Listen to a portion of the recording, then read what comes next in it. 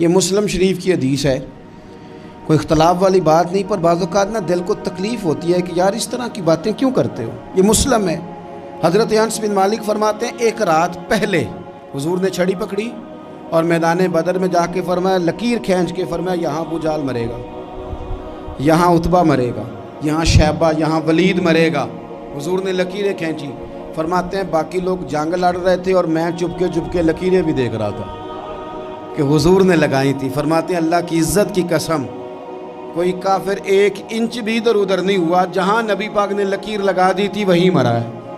یہ شان اللہ نے حضور کو دی ہے، حضور کے علم مبارک کا یہ کمال ہے۔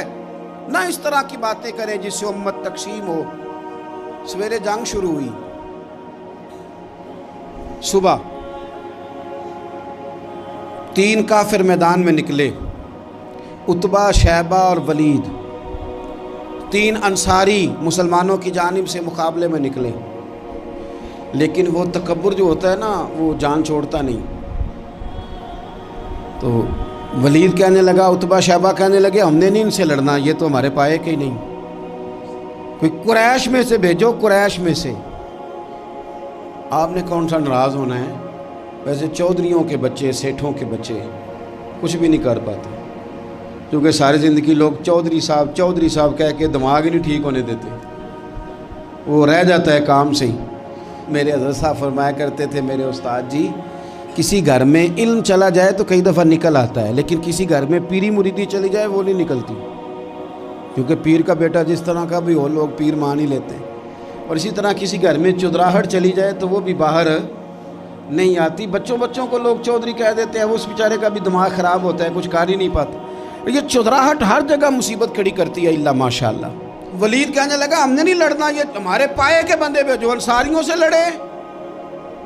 تو فطرت مسکرا کے کہہ رہی تھی لگتا ہے تمہارا جلدی مرنے کا ارادہ ہے، ٹھیک ہے۔ پھر نبی کریم نے فرمایا ٹھیک ہو گیا، چلو۔ ابو عبیدہ بن جراح اٹھے، حضرت عبیدہ اٹھے، حضور نے فرمایا اب اللہ کا شہر امیر حمزہ اٹھے، حضرت امیر حمزہ اٹھے۔ تیسرے نمبر پہ حضور نے فرمایا یا علی یکم، علی اٹھنا جار ذرا نکلنا میدان۔ دیواریں ہلتی رہتی ہیں اور در کانپ جاتا ہے، علی کا نام سن کے اب بھی خیبر کانپ جاتا ہے۔ حضرت علی شیر خدا رضی اللہ تعالیٰ مولا کائنات اٹھے، حضرت امیر حمزہ اٹھے، حضرت عبیدہ اٹھے۔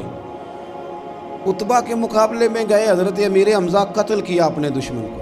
شیبہ کے مقابلے میں گئے حضرت عبیدہ، لیکن حضرت عبیدہ بوڑھے تھے، اس نے ان پہ حملہ کیا، ان کا پیر کاٹ دیا۔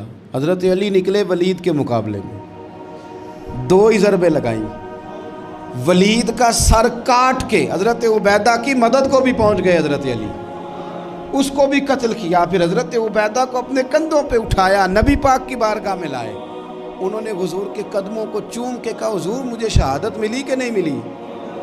نبی پاک نے فرمایا رب نے تمہیں شہادت کا درجہ دے دیا۔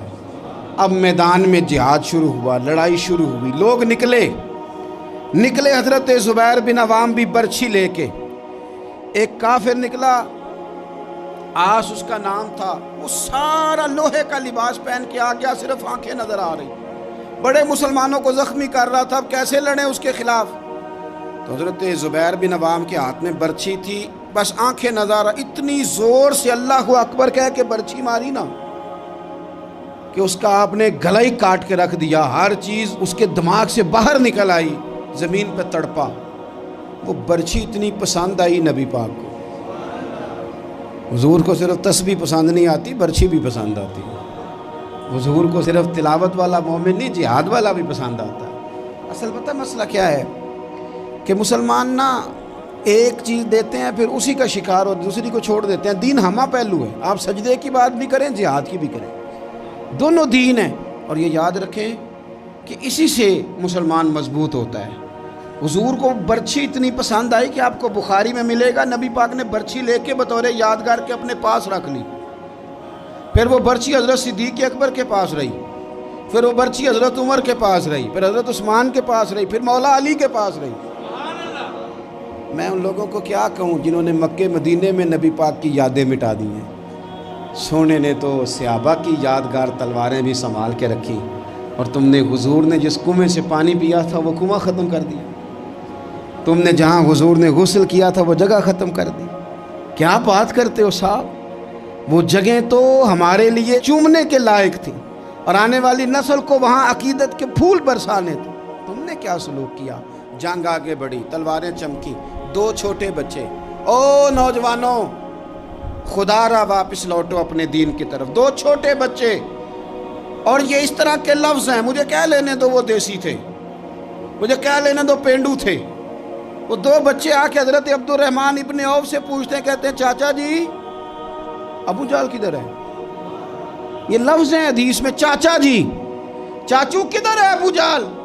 کہتے ہیں میں نے ہاسکے کا پتر, تم نے کیا کہنا ہے؟ تو چھوٹے والے کو باتیں بھی صحیح نہیں کرنے آتی تھی. کہنے لگا چاچا اسے مارنا ہے. کہا کیوں مارنا ہے؟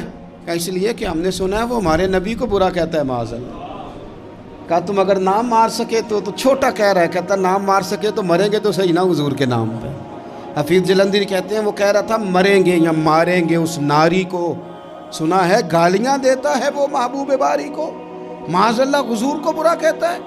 میدان میں آئے دونوں, زور زور سے تلواریں ماری, گھوڑے سے گرا لیا ابو جہل کو. حضرت معاذ جو تھے بڑے والے, ان کا بازو کٹ گیا, تھوڑا سا گوشت سال لٹک رہا تھا. یہ نرم و نازک بچے ہمارے, یہ میدانوں میں کام کریں گے جن کو تھکاوٹ ہوتی ہے, جو پیناڈال کی گولی کھا کے سوتے ہیں رات کو. بازو لٹک رہا تھا, حضرت معاذ نے اس پر اپنا پیر رکھا, جھٹکا دے کے اتار دیا. حضرت عبداللہ ابن مسعود کو کہا, انہوں نے گردن کاٹ دی ابو جہل کی. دونوں تلواریں لے کے حضور کے پاس گئے. چھوٹا کہتا ہے حضور میں نے مارا ہے, بڑا کہتا ہے حضور میں نے مارا. کہتا ہے نہیں تو پیچھے تھا, میں نے مارا ہے. وہ کہتا ہے نہیں تو بعد میں آیا تھا, میں نے مارا ہے. فرمایا تلواریں دکھاؤ نا. جب تلواریں دکھائیں تو حضور فرمانے لگے تم دونوں نہیں مارا ہے, برابر کا ثواب ہے. جس کا بازو کٹا تھا کریم رسول نے فرمایا ادھر لا نا بازو. وہ بازو لائے, حضور نے اسی جگہ رکھ کے نا دوبارہ لعاب دہن لگایا.